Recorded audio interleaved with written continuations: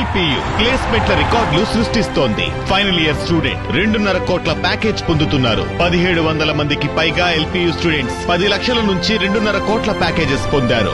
విద్యా విప్లవం ప్రారంభమైంది లవ్లీ ప్రొఫెషనల్ యూనివర్సిటీలో.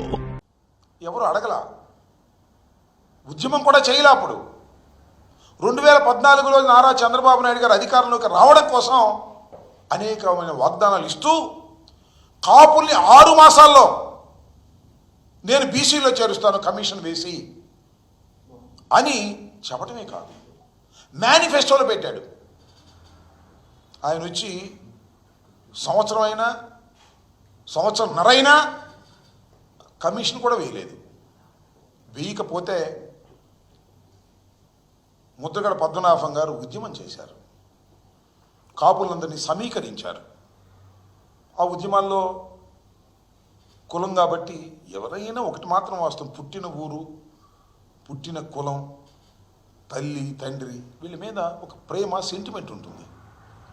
కాపుల్ని బీసీలో చేరుస్తానని చెప్పినటువంటి చంద్రబాబు నాయుడు గారు నెరవేర్చకపోతే ముద్రగడ పద్మనాభం గారు దాని ఉద్యమానికి పిలుపునిస్తే మేము ఏ పార్టీల్లో ఉన్నా మేమందరం కూడా పాల్గొన్నాం, ఫైట్ చేశాం.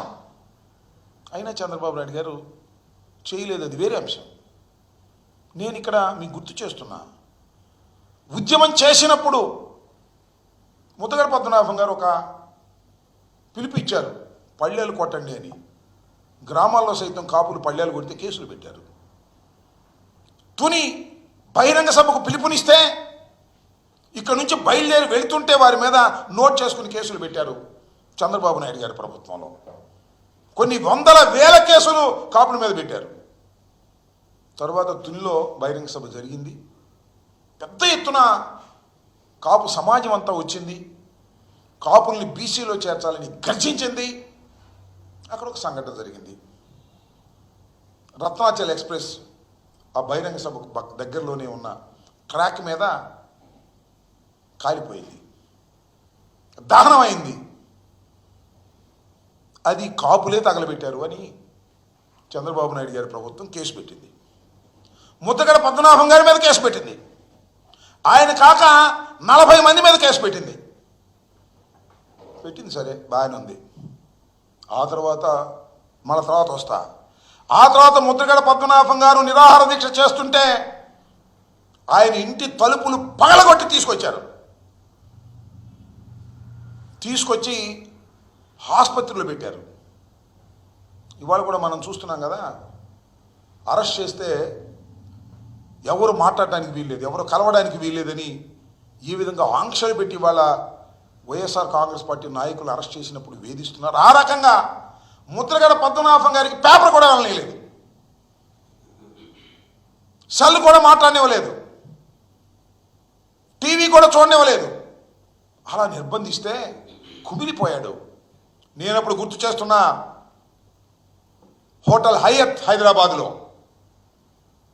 ముద్రగడ పద్మనాభం గారిని ఇలా చేయటం తప్పు అని దాసరి నారాయణరావు గారు, చిరంజీవి గారు, దాసనారాయణరావు గారు చనిపోయి ఉన్నారు, చిరంజీవి గారు, బొత్స సత్యనారాయణ గారు, రామచంద్రయ్య గారు ఇవాళ టీడీపీలో ఉన్నాడు, రామచంద్రయ్య గారు, తోట చంద్రశేఖర్ గారు, కాపులకు సంబంధించి ఇంకా చాలామంది ఉన్నారు, పేర్లు నాకైతే గుర్తు రావడం లేదు. కానీ మేమందరం కలిసి సమావేశమై బయటకు వచ్చిన తర్వాత చిరంజీవి గారును మన దాసనారాయణ గారు ఒకే ఒక్క మాట చెప్పాడు, వంగవీటి మోహన్ రంగారావు గారిని కోల్పోయాం, కానీ ముద్రగడ పద్మనాభం గారిని కోల్పోవడానికి మేము సిద్ధంగా లేవు, ఖబర్దార్ అని వార్నింగ్ ఇచ్చారు. చిరంజీవి గారు, దాసనారాయణరావు గారు కూడా ఇద్దరు కలిసి ఇచ్చారు. ఒకసారి చూసుకోండి యూట్యూబ్లోకి వెళ్ళి. ఆ తర్వాత ముద్రగడ పద్మనాభం గారిని స్లోగా వదిలేశారు. ముద్రగడ పద్మనాభం గారు తీసుకొచ్చేటప్పుడు వాళ్ళ భార్యని ఇష్టం వచ్చినట్టు తిట్టారు, కొడుకుని ఇష్టం వచ్చినట్టు కొట్టారు. ఎందుకు ఈ కక్ష నాకు అర్థం కాలే. సరే అయింది, తుల్లో దహనం జరిగింది, రైల్వే కోర్టు విచారణ చేసింది, సాక్షులను విచారించింది, నేరం రుజువు కాలేదు అని 40 మంది కేసు కొట్టేసింది.